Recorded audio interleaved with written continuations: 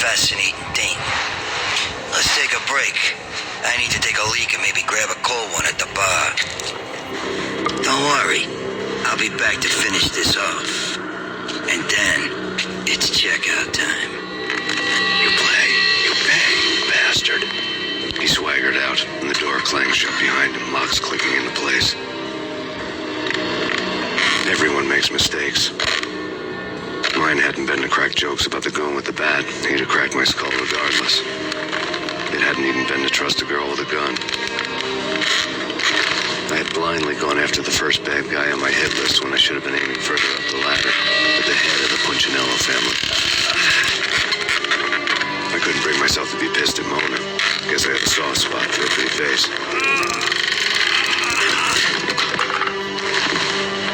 But when somebody decides to play baseball with your head, you tend to get sore.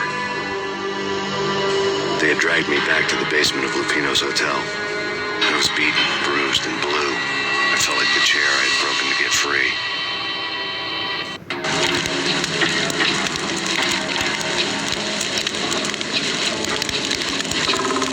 All I had was Niagara's bat, sticky with my own blood.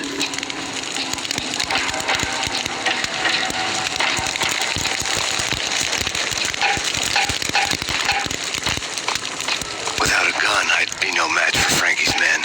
I'd have to play hide and seek with them.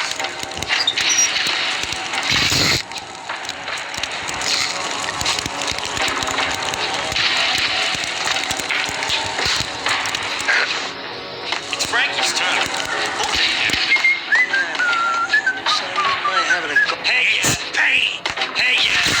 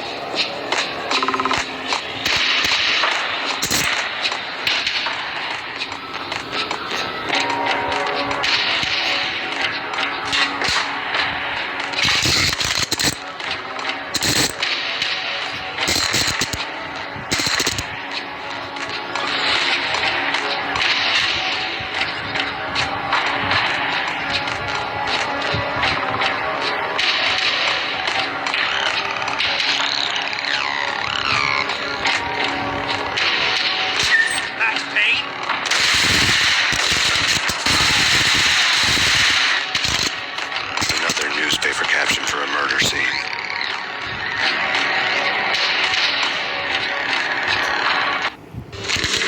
Frankie had left his calling card, a Captain Baseball bat boy strip, next to a sewer passage filled with bodies. You'd better not mess with Captain Baseball, Bat Boy. Even my arch enemy, Bicycle Helmet Girl, swoons at the sight of me. Aha!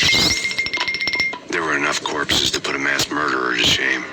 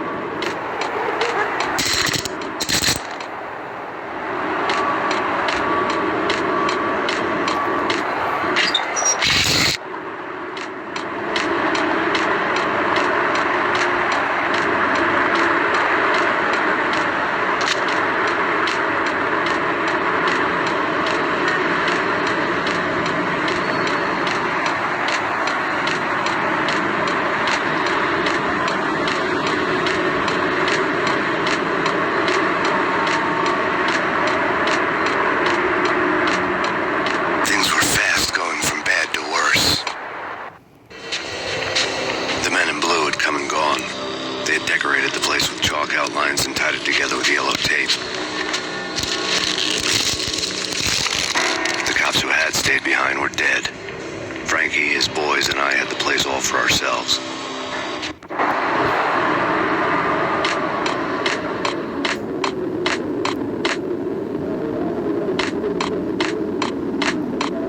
Just forget about it. Just forget about it. Hey, just forget about it. That crazy witch, you should have heard her. She was a real scream when the boys caught her trying to capture Don. Oh, that's freaking bad. The trio?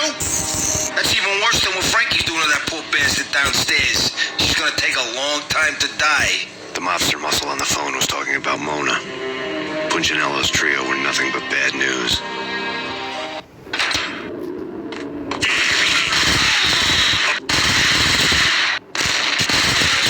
Punchinello didn't like me much.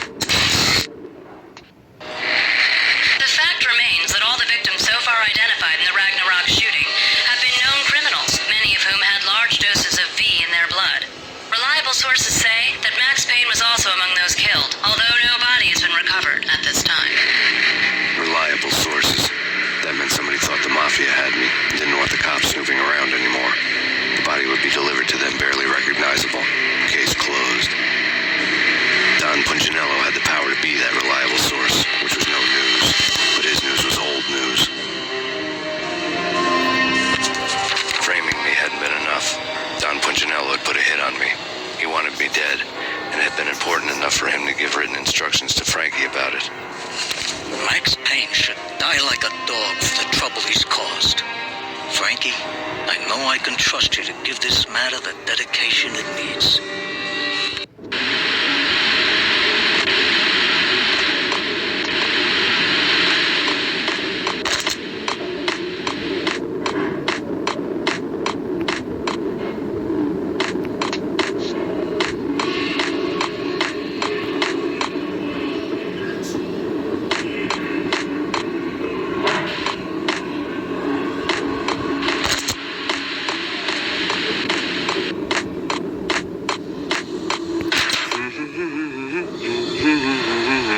Hey!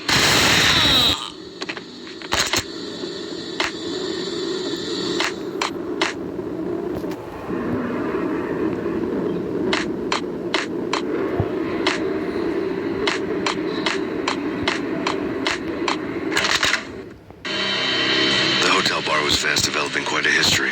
True to his words, Frankie was there, having a beer. Jesus Christ. How the hell did you get loose? Got bored waiting. Thought, what the hell, we could just as well finish this here.